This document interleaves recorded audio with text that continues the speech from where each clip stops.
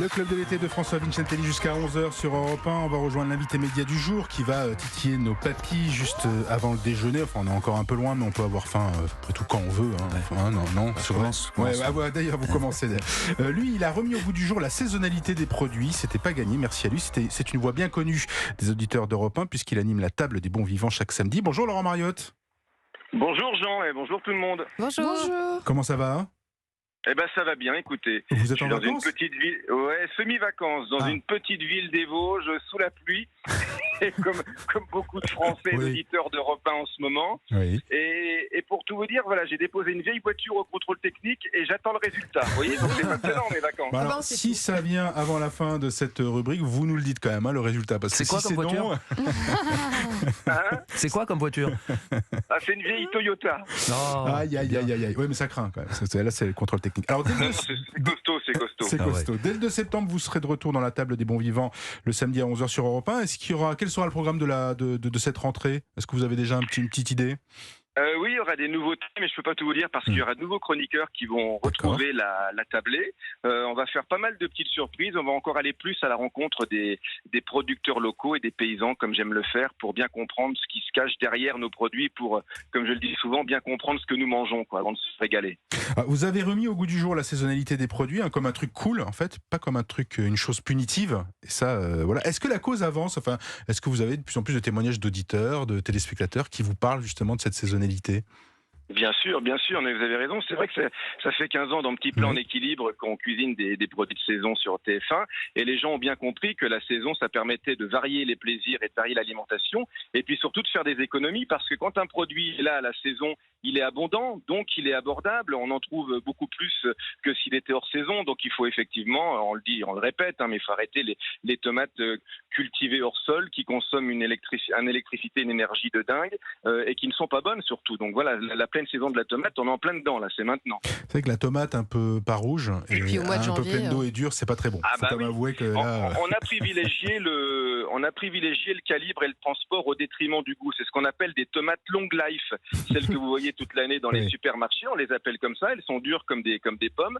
Elles sont conçues pour pouvoir justement supporter de longs transports, de la chambre froide jusqu'aux étals. Donc ça n'a pas d'intérêt. Une bonne tomate, elle est molle, et elle est sucrée, elle est juteuse. Il y a plein de variétés anciennes. Donc oui, les Français ont vraiment commencé à bien comprendre ça depuis plusieurs années. Et de nombreux chefs aussi les encouragent dans ce sens-là, où ils remettent la saisonnalité vraiment au centre de l'assiette. Ouais. Vous en parliez, on vous retrouve évidemment sur TF1 tout l'été avec les petits plats en équilibre, donc autour des JT de 13h et 20h. Cet été, l'émission se délocalise. Je crois que vous êtes dans une ferme pour faire découvrir le terroir francilien, qui est sans doute méconnu d'ailleurs. Exactement, il y a un vrai terroir francilien. On s'est mis dans une ferme dans les Yvelines, la ferme du Prieuré qui est magnifique, et je reçois des chefs. Je commence aussi à faire mes courses chez des producteurs locaux de la région.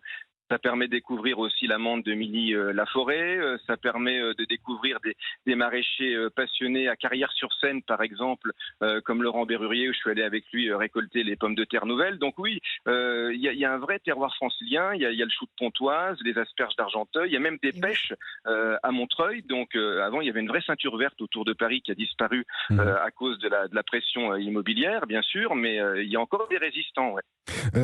Petit plat en équilibre, c'est 15 ans, c'est un anniversaire, vous comptez célébrer les 15 ans à la rentrée, absolument. À la rentrée, il y a quelque chose de prévu ou ça reste juste entre vous, à l'équipe, tout ça ou... Ah non, il y aura vraiment quelque chose d'invités surprises qui vont venir cuisiner avec moi, et puis de belles surprises aussi du côté du jeu. Enfin voilà, on va mettre les petits plats dans les grands. D'accord. L'émission dure 3 minutes. Est-ce que vous seriez pour une version un peu plus grande, ou finalement c'est un format qui permet quand même de faire beaucoup de choses ? C'est un super format qui permet de faire plein de choses.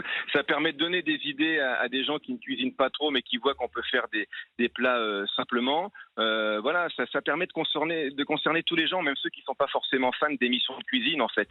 Ils tombent sur le programme et ils chopent des idées. Et c'est ça, moi, mon envie, c'est que les téléspectateurs puissent refaire la recette le jour même, en fait. Donc, c'est un bon format, mais on réfléchit aussi à des formats plus longs. Enfin, c'est vrai qu'il y a encore plein de choses à imaginer, ouais.